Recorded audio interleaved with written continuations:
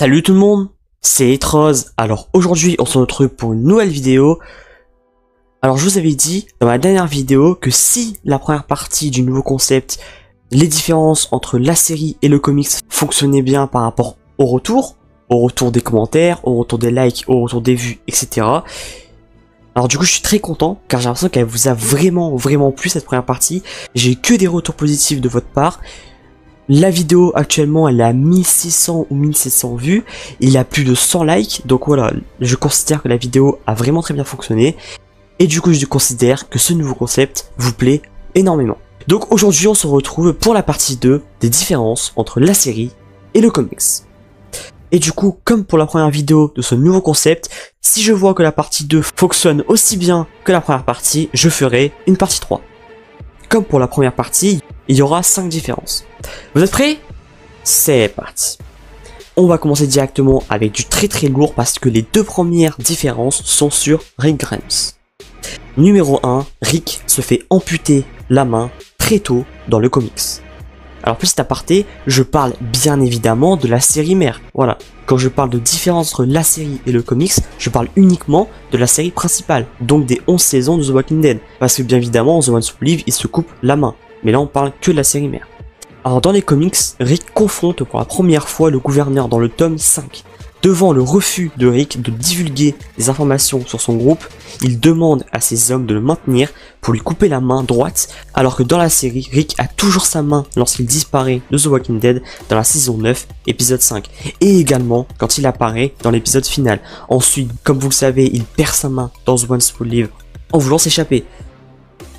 Je sais que c'était une volonté de Robert Kirkman, je crois, et le truc qui est sûr, c'est que Andrew Lincoln, l'acteur qui joue Rick Grimes, voulait lui qu'on lui coupe la main. Il voulait être très proche des comics, et du coup il voulait vraiment qu'on lui coupe la main très tôt dans la série, chose que les producteurs n'ont pas voulu faire. Alors moi je suis un peu mitigé parce que je me dis, bon, ça aurait été bien que ça fasse comme les comics, mais en même temps, Rick Grimes avec une main en moins, dans The Ones Who Live ça passe vu que c'est pas beaucoup d'épisodes, mais imaginez passer 5 saisons, on va dire à peu près, avec une main en moins, ça aurait été un peu compliqué, je pense. Juste une petite anecdote avant de passer au numéro 2. Alors ça n'a jamais été officialisé par les producteurs ni par l'acteur, mais ça paraît logique. Je sais pas si vous l'avez remarqué, à partir du moment où Aaron a perdu son bras, il ressemblait fortement à Rick des comics. Avec la prothèse, avec la coupe de cheveux, avec la barbe, etc. Je pense vraiment que c'est un énorme clin d'œil aux comics, même si ça n'a jamais été vraiment officialisé. Numéro 2, Rick est présent jusqu'à quasiment la fin dans le comics.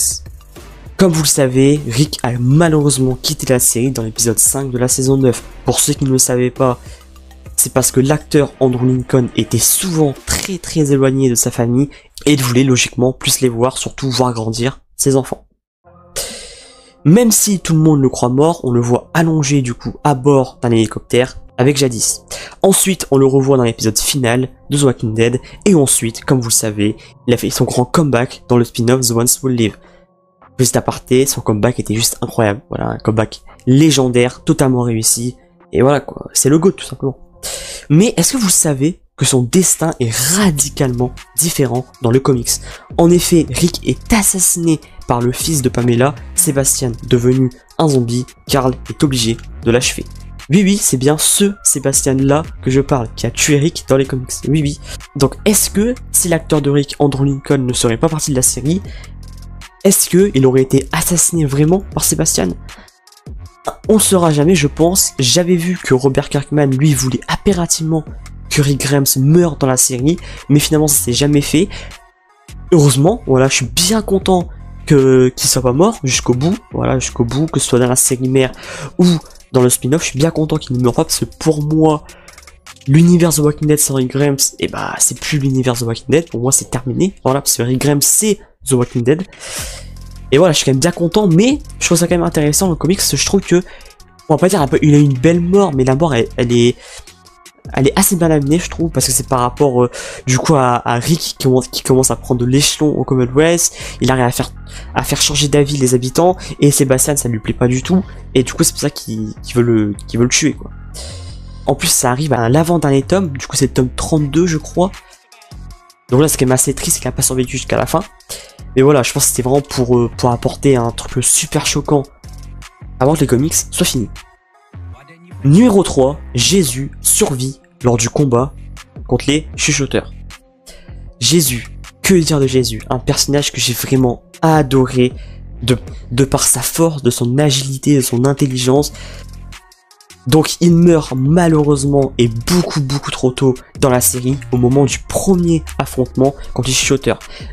Donc vous vous rappelez, c'est quand un des chuchoteurs esquive l'attaque de Jésus et le plante. Donc c'était vraiment une scène quand même assez triste avec Aaron à côté qui pleure. C'était une scène déchirante, surtout que Jésus, personnellement je commençais vraiment à m'attacher à lui. Il était très intelligent, très fort, il était très malin et voilà, je trouve sa mort assez dommage, même si d'après mes souvenirs sont bons, c'était l'acteur également qui voulait partir. Mais bon, c'est quand même assez dommage de l'avoir fait tuer comme ça. Mais, comme d'habitude, est-ce que vous savez que dans les comics, il connaît le même combat, mais arrive à s'en sortir en vie grâce à sa force et reste même en vie jusqu'à la fin des comics. J'aurais tellement aimé que Jésus survive comme dans les comics jusqu'à la fin. Ça aurait été tellement beau, ça aurait été tellement bien, mais bon. Voilà, c'est comme ça. Mais en tout cas, Jésus, pour moi, un personnage très sous-coté. Numéro 4, Carol est, comment dire, très différente dans le comics, surtout très instable psychologiquement. S'il y a bien un personnage, un seul, qui est radicalement différent entre la série et le comics, c'est bien Carol. Dans la série, pour moi, elle a la plus grande évolution de The Walking Dead, passant de femme soumise et battue par son mari à une véritable guerrière. Voilà, pour moi. Je dirais aussi qu'il y a également Eugène, il y a également Gabriel, qui a subi une évolution incroyable, mais pour moi, la plus grande, c'est Carol. Mais comment dire que dans la série, ce n'est pas du tout le même délire, c'est très flippant.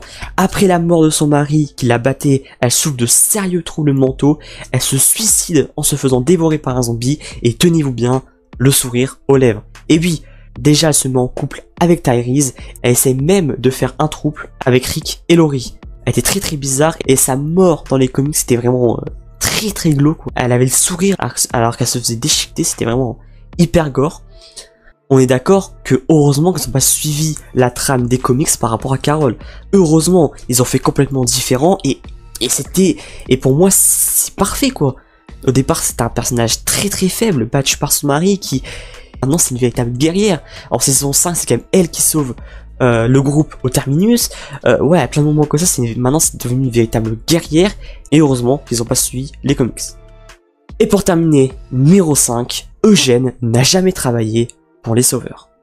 Dans la série, le personnage d'Eugène est assez complexe, mais avec une évolution incroyable, comme je vous ai dit pour la 4ème différence. Quand Negan est arrivé dans la série, Eugène se rallie à lui et trahit Rick. Ça, franchement, je pense que c'est l'un des trucs dans The Walking Dead que j'étais le plus choqué. Je m'attendais tellement pas à ça. Je pense que tout le monde, parce que vu qu'ils ont changé la trame que dans les comics, ça a été choquant quoi. Jamais j'aurais pensé, même si au départ, c'était une femmelette, on va dire, c'était une personne qui avait peur de tout, jamais j'aurais pensé qu'il allait être avec les sauveurs, quand il allait être avec Negan. Jamais j'aurais pensé ça. La scène, moi, qui m'avait choqué, c'était quand le groupe de Negan arrive à Alexandria, et quand Eugène dit, je suis Negan, à Rick. Ça m'avait quand même choqué. Jamais j'aurais pensé ça de lui. Mais voilà, il est revenu dans mon cœur, dans le final de la saison 8, parce que, voilà, dans le final de la saison 8, il permet la victoire de Rick contre Negan en trafiquant les armes avec des balles défectueuses. Mais comme je dis, pour chaque différence, c'est totalement différent. Sa fidélité envers Rick n'est jamais remise en cause et survit jusqu'à la fin, comme dans la série. Donc voilà, Eugène, comme je l'ai dit, c'est un personnage vraiment complexe. Et autre différent, et ça, c'est assez surprenant, quand vous avez jamais lu le comics, faut vraiment bien se tenir, hein. Eugène est marié à Rosita. Oui, Eugène est marié à Rosita dans le comics jusqu'à ce qu'elle soit tuée malheureusement par les chuchoteurs. Je trouve ça quand même assez ironique, assez drôle quand on connaît leur relation dans la série. Bon, pas à la fin. À la fin, c'est vrai que Eugène et Rosita, c'est très fusionnel en tant qu'amis. C'était vraiment, voilà, ils s'aimaient beaucoup, etc. Mais au début, c'était drôle quand Eugène essayait de se faire Rosita, les allusions et tout. C'était même Eugène quand il se cachait pour regarder Rosita et Abraham coucher ensemble et tout, c'était... Voilà, ça, leur relation était assez drôle, mais dans le comics, quand on sait qu'ils sont mariés, je sais pas, moi ça me fait quand même tout drôle, quoi. C'est pas, honnêtement, je les vois pas ensemble. En tant qu'amis, oui, en tant que très bons amis, oui, mais pas ensemble. Et voilà, ça aussi, c'est quand même, c'est encore une fois une énorme différence. Et c'est pour ça que j'ai décidé de faire ce nouveau concept de la série vs le comics, c'est que c'est intéressant de voir que, personnellement, dans certaines différences, j'aurais vraiment aimé le voir également dans la série, mais dans d'autres, je suis content qu'ils n'ont pas fait la même chose dans la série. Voilà, c'est assez paradoxal. Carole, j'aurais pas aimé que ça fasse la même chose dans la série. Par contre, Jésus, j'aurais vraiment aimé qu'il survive jusqu'à la fin. Voilà, c'est des choses comme ça que je trouve ça très intéressant.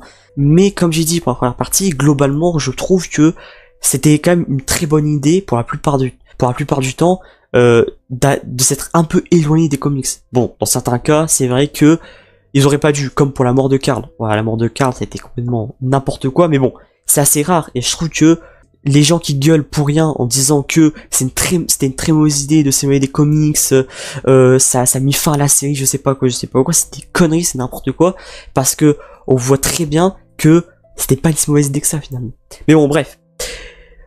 Donc voilà, j'ai terminé avec les différences entre la série et le comics, partie 2. J'espère comme la première partie qu'elle vous a énormément plu. N'hésitez pas à me dire dans les commentaires si elle vous a autant plu que la partie 1. Sinon, si la réponse est non, n'hésitez pas à me dire pourquoi, les erreurs que j'ai fait, etc. pour m'améliorer la prochaine fois. Personnellement, je prends énormément plaisir de préparer ces vidéos-là. Ça me permet de revivre les moments du comics, je fais des recherches, etc. C'est très très cool. Et voilà, j'espère encore une fois que cette vidéo vous a plu. Comme ça, moi, je ferai d'autres parties. Et puis voilà, n'hésitez pas à liker la vidéo et à la partager pour le référencement, ça m'aide énormément. Si ça vous a plu avant tout. Et surtout, à vous abonner et à activer la cloche de notification pour ne rien rater des prochaines vidéos.